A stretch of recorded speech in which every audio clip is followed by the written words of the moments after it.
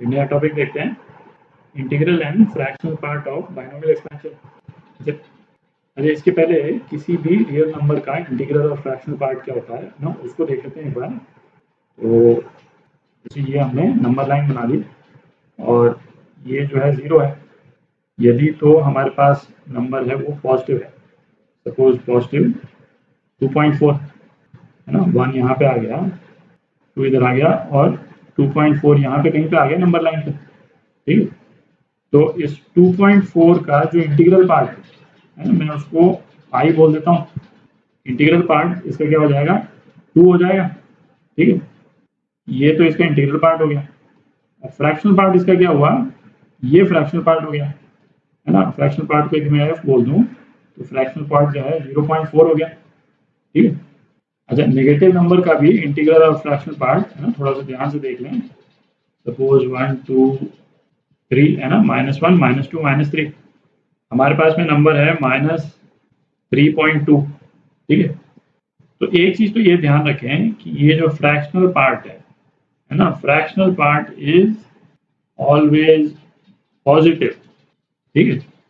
तो fractional part एक तरह से जो इंटीग्रल पार्ट है उसके राइट हैंड साइड में आता है ना, उसके राइट हैंड साइड में पड़ेगा, ठीक है।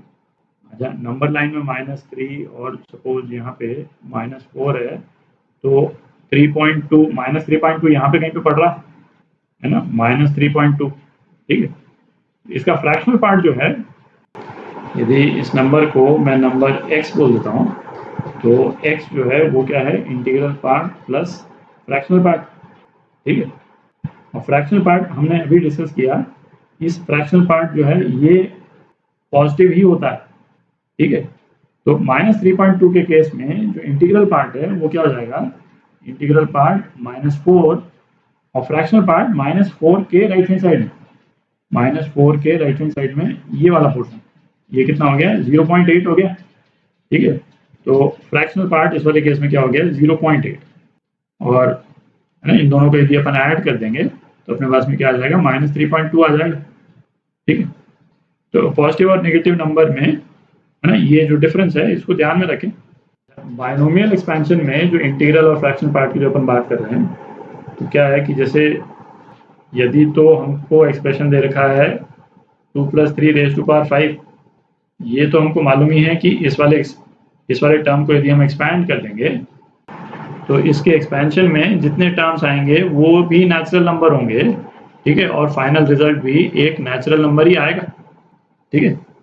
जबकि यदि हम सपोज इस तरह का एक्सप्रेशन ले लें 1 + √2⁶, तो ये 1 + √2 ये तो एक फ्रैक्शन है ना, ये तो दिख रहा है। ये क्या होगा, 2 प्लस है ना 4 1 4 है ना, √2 इरेशनल नंबर है, तो ये फ्रैक्शन जो है वो इन्फिनिटली चलता जाएगा बेसिकली।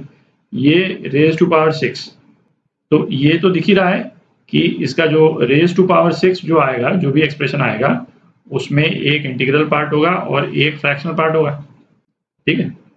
तो इस तरह के एक्सप्रेशंस में हम इस इंटीग्रल पार्ट को कैसे निकालेंगे है ना, इसको देखते हैं। तो एक्चुअल एग्जांपल्स के थ्रू ही करेंगे है ना, उससे अंडरस्टैंडिंग थोड़ी सी बेटर हो जाएगी। अब ये वाला एक्सप्रेशन देखते हैं, इसका इंटीग्रल पार्ट निकालना है अपने को। तो ये क्या दे रखा है अपने को, 3 + √5⁵, ठीक।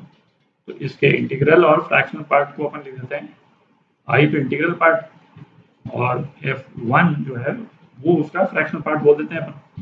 अच्छा, f जो है वो किसके बीच में है, 0 से ज़्यादा है और 1 से कम है, ठीक है। 0 और 1 के बराबर नहीं है, क्योंकि 1 के बराबर हो गया तो ये पूरा का पूरा एक इंटीजर ही बन जाएगा, 1 के बराबर या 0 के बराबर हो गया तो पूरा इंटीजर बन जाएगा, जो कि ट्रू नहीं है, ठीक है। तो f1 जो है वो 0 और 1 के बीच में है।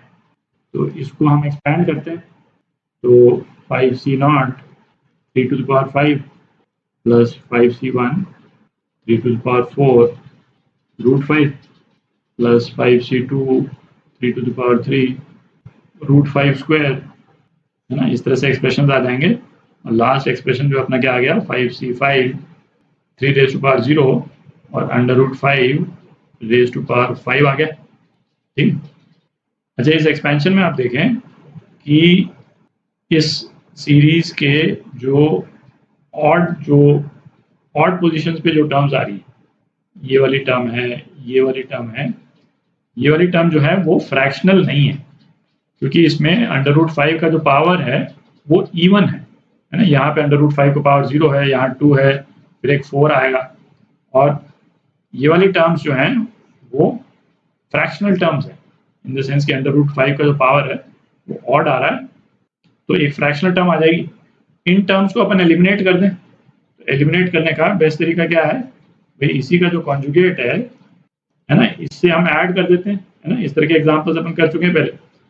तो ये एक्सप्रेशन जो है क्या हो जाएगा, 5c4 3⁵ माइनस, है ना, हर ऑल्टरनेट टर्म जो है वो माइनस हो जाएगी, 3⁴ √5, फिर प्लस, है ना, ये वाला एक्सप्रेशन, और लास्ट वाला एक्सप्रेशन क्या हो जाएगा, माइनस हो जाएगा, 5c5 √5⁵5।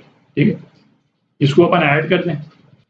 अच्छा, ये वाला जो एक्सप्रेशन है इसको आप देखें तो ये एक्सप्रेशन जो है वो एक फ्रैक्शन है ना, इंटीग्रल पार्ट नहीं है इसमें, एक प्योर फ्रैक्शन है। 3 और √5 जो है करीब 2.23 करीब होता है।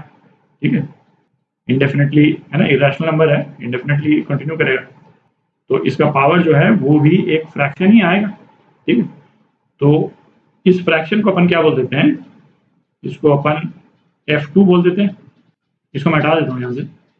तो अब इसको यदि अपन ऐड करते हैं तो लेफ्ट हैंड साइड में क्या आ गया, i plus f1 plus f2, और राइट हैंड साइड में क्या आ गया, ट्वाइस 5c0 3⁵5 प्लस 5c2, है ना, 3⁵3 √5 स्क्वायर, और एक 5c4 और आ जाएगा, 5c4 3⁵1 एंड √5⁴ ये आ गया। तो इसको इवेलुएट कर लें तो क्या हो गया, 2 × 3⁵5 243 81 × 3 प्लस 10 × 9 × 5 450, है ना, प्लस 5 × 3 × 25 15 × 25, तो ये कितना आ जाता है, 375।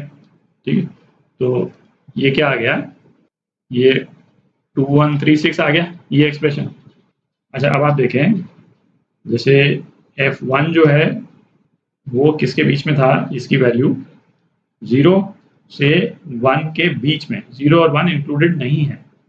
ठीक है, अच्छा, इसी तरह से f2 क्या है ना, पॉजिटिव है, f2 पॉजिटिव है, और इसकी वैल्यू भी 0 से 1 के बीच में है, 0 और 1 इंक्लूडेड नहीं है। ठीक है, तो ये वाला जो एक्सप्रेशन है f1 प्लस f2, ये जो है वो किसके बीच में होगा, f1 प्लस f2 जो है वो 0 और 2 के बीच में होगा। ठीक है, 0 और 2 के बीच में होगा, 0 और 2 इंक्लूडेड नहीं है।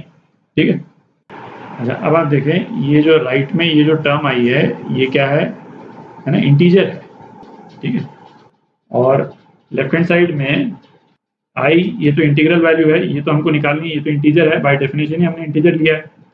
इसका मतलब क्या हुआ कि f1 प्लस f2, ये एक्सप्रेशन क्या है, इसका इंटीजर होना जरूरी है, तभी तो भाई इंटीजर प्लस इंटीजर ऐड होगा तभी तो एक इंटीजर आएगा।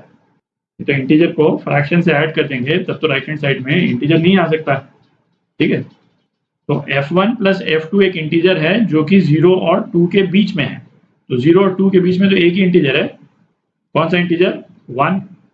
ठीक है, तो इसका मतलब क्या हो गया कि f1 प्लस f2 की क्या वैल्यू है, 1 वैल्यू है। ठीक है, तो इस राइट हैंड साइड में से हम 1 घटा देते हैं तो i की वैल्यू आ जाएगी अपने पास में, i की वैल्यू क्या हो गई, 2136 माइनस 1 इज इक्वल टू 2135।